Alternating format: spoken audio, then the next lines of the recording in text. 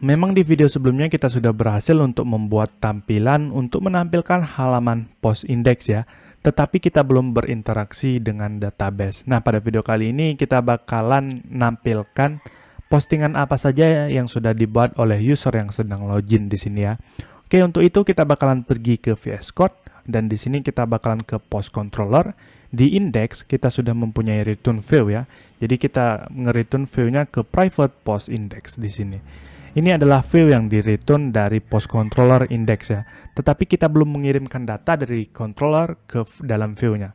Jadi di sini kita bakalan mengirimkan data. Misalnya kita buat post sama dengan post, kita menggunakan yang namanya model di sini ya. Karena kita sedang berinteraksi di dalam database ya. Kita bisa menggunakan model where. Kita buat where di sini user ID diisi dengan user ID. Karena kita belum membuat user ID di sini, maka dia error. Kita buat saja di atas user ID sama dengan out user dan di sini adalah ID. Kenapa out user ID? Artinya ini adalah user mana yang sedang autentikasi dan ambil ID-nya. Seperti itu ya kira-kira. Karena di sini adalah yang sedang autentikasi adalah Wing England, kita bisa lihat di sini users Wing England itu adalah ID 1, maka dia bakalan ngambil ID-nya 1 nanti di sini ya. Di sini post where user ID sama dengan user ID. Kalau kita lihat di post, ya user ID 1 adalah yang di sini ya. Oke, kita jangan lupa buat get seperti ini. Dan kita bakalan lempar dari post ini ke return view. Kita bisa membuat seperti ini ya. Post diisi dengan $post. Tetapi ini cukup panjang sih sebenarnya kalau menurut saya. Kita bisa membuat seperti ini saja, compact post. Sebenarnya sama saja kalau kalian ngetes yang tadi ya, bisa juga berhasil terlempar variabelnya ke dalam indeks di sini. Nah, di sini kita bakalan nge-for each apa saja postingan yang sudah dibuat oleh user ya. Jadi di sini kita lihat kita bakalan for each-nya tepat di sini kayaknya. Oke, kalau kita buat seperti ini for each post as post, jadi di sini plural dan di sini adalah singular ya. Kita masukin yang di bawah ini. Kalau kita refresh di browser, apa yang terjadi? Dia bakalan nampilin seluruh postingan yang sudah pernah dibuat. Seperti ini ya, tampilannya. Oke, mungkin untuk ininya kita bisa membuat MY2. Refresh di browser, ya setidaknya ada jarak antara postingan satu dan postingan berikutnya. Oke, di sini kita bakalan ngambil variabel postnya ya. Jadi kalau kita lihat di sini ada yang namanya title. Kita bisa mengubahnya menjadi post.title. Post, bukan dot ya. Post title seperti itu. Kita membuat panah. Refresh di browser dan tampil seperti ini. Kemudian untuk yang 3 Mei 2021 ini kita bisa membuat seperti ini. Post created add, karena kita memiliki created add di dalam database ya. Refresh di browser, maka tampil seperti ini ya. Terlalu panjang ya. Kita bisa memformatnya.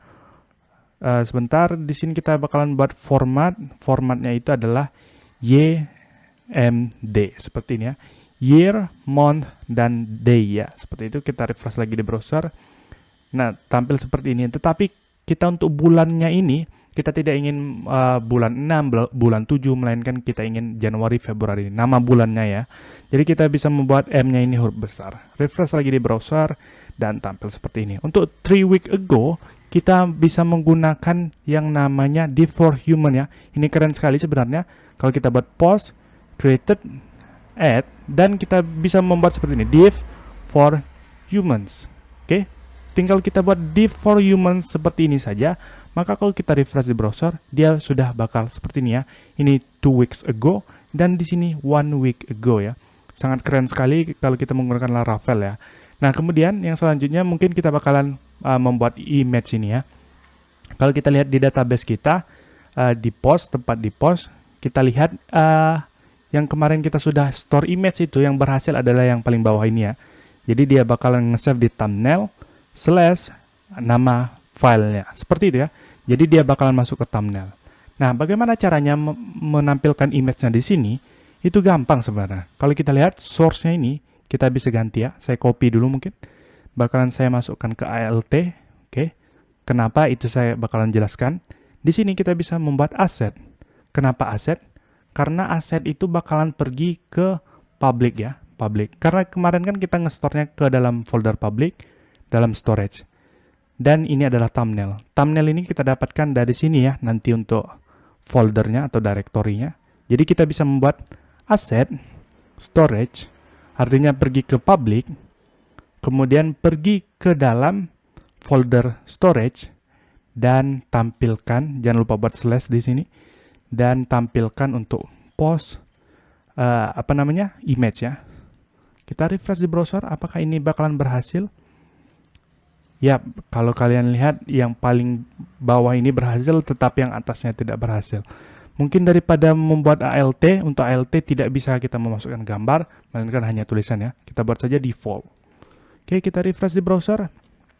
Ini bakalan tampil default semua, dan yang paling bawah akan tampil gambar ya. Mungkin kalian kurang suka untuk membuat teks default seperti ini ya. Maka dari itu saya bakalan membuat default image ya, pada image-image yang belum kita masukkan kemarin. Ini mungkin saya bakalan percepat videonya, dan saya rasa juga kalian mengerti apa yang saya lakukan.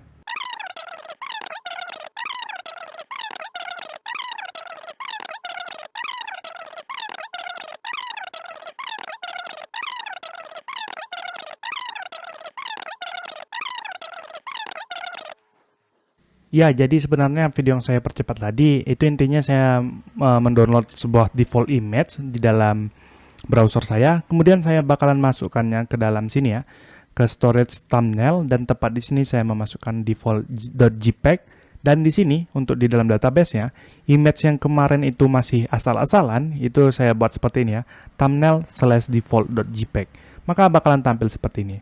Oke, di video kali ini kita sudah berhasil yang namanya menampilkan postingan apa saja yang dimiliki oleh user ya. Mungkin itu saja untuk video kali ini. Terima kasih.